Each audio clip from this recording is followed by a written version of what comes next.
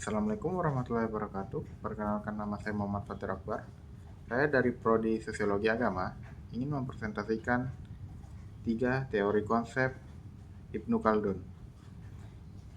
Baik, langsung saja. Yang pertama itu ada asabiyah, yaitu solidaritas kelompok.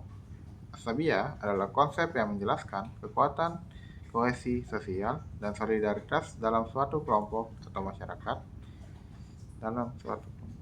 Ibnu Khaldun berpendapat bahwa asabiyah adalah faktor utama menentukan kekuatan dan ketahanan suatu kelompok dan negara. Kelompok dengan asabiyah yang kuat cenderung lebih sukses dan bertahan lama.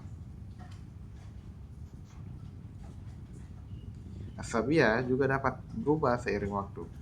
Ketika suatu kelompok mencapai batas kekuasaannya dan kemakmuran, asabiyah mereka cenderung melemah karena meningkatkan individualisme dan fokus pada kepentingan pribadi.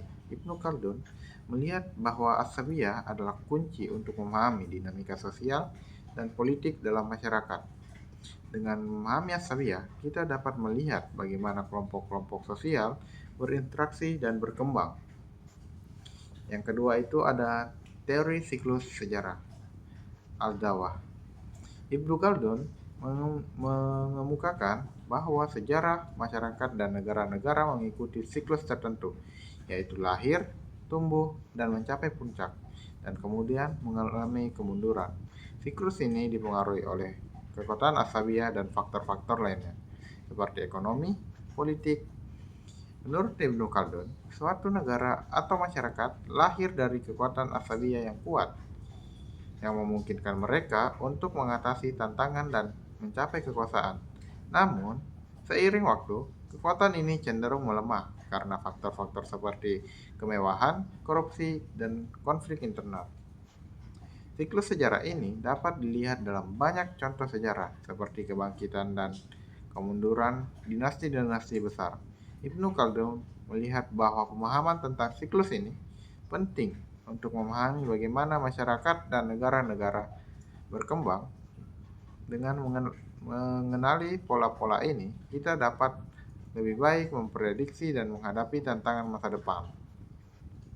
Adapun teori yang ketiga itu, Ibnu Khaldun juga membahas tentang bagaimana masyarakat berubah dari kehidupan modern, nomaden, ke kehidupan urban. Ia berpendapat bahwa perubahan ini mempengaruhi struktur sosial, ekonomi, dan politik masyarakat. Masyarakat Badawi cenderung memiliki asabiyah yang kuat karena mereka bergantung pada solidaritas kelompok untuk bertahan hidup di lingkungan yang keras. Sebaliknya, masyarakat Hadari lebih kompleks dan cenderung mengalami kemunduran. Asabiyah mereka meningkatnya individualisme dan spesialisme pekerjaan. Perubahan dari Badawi ke Hadari juga membawa perubahan dalam sistem politik dan ekonomi. Masyarakat Hadari cenderung memiliki pemerintahan yang lebih kompleks dan birokrasi yang lebih besar.